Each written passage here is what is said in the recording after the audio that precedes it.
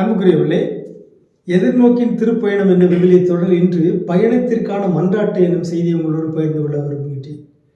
ஒவ்வொரு முறையும் நாம் பயணம் செய்கின்ற பொழுது இறைவேண்டலோடு பயணத்தை தொடங்க வேண்டும். பயணத்தை நிறைவு செய்யும் போது நன்றியோடு நிறைவு செய்ய வேண்டும். காரணம், நம்முடைய பயணங்களில் எதுவும் நேரலாம். பயணத்தில் நாம் இலக்கு ஊரை சென்று அடைய வேண்டும் என்றால் அதற்கு நிச்சயமாக கடவுளின் இரக்கம் தேவை. எனவே எல்லா பயணங்களின் போதும் நாம் இறைவனை நோக்கி மன்றாட வேண்டும், பாதுகாப்புக்காக மன்றாட வேண்டும், பயணத்தினுடைய வெற்றிக்காக மன்றாட வேண்டும். அப்படி ஒரு மன்றாட்டை நாம் தொடக்க நூல் 24வது அதிகாரம் 42வது இறைமொழியில் நாம் வாசிக்கின்றோம். ஆபிரகாம் தன்னுடைய வேலைக்காரர்களில் ஒருவரை தன்னுடைய மகன் ஈசாக்குக்கு பெண் பார்ப்பதற்காக அனுப்பி வைக்கின்றார்.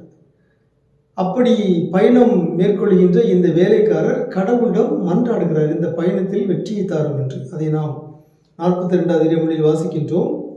என் தலைவர் ஆபிரகாமின் கடவுளாகிய ஆண்டவரே, நான் மேற்கொண்ட பயணத்திற்கு கருணை கூர்ந்து வெற்றி தாரும் என்று சொல்லி அவர் மன்றாடுகிறார். தொடர்ந்து, நான் பல பெண்களை பார்க்க போகிறேன், எந்த பெண் ஈசாக்குக்கு பொருத்தமானாலும் அந்த பெண்ணை நீங்கள் காட்டித்தாங்க எனக்கு என்று அவர் மன்றாடுகிறார்.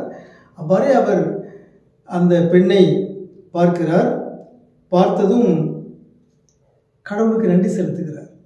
இந்த பெண்ணை காட்டி தந்ததற்காக உமக்கு நன்றி என்று அவர் சொல்கிறார். ஆகவே அன்புக்குரியவர்களே, நம்முடைய வாழ்வு பயணம் வெற்றி பெறுவதற்காக நாம் மன்றாட வேண்டும். நம்முடைய வாழ்வு இறைவனை நோக்கி ஒரு பயணமாக இருக்க வேண்டும். இறைவன் நம்மோடு பயணம் செய்ய வேண்டும்.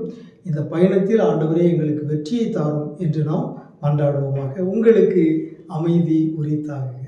இறைவாழ்வை நோக்கி திருப்பயணம் மாறுலகில் செல்லுவோம்.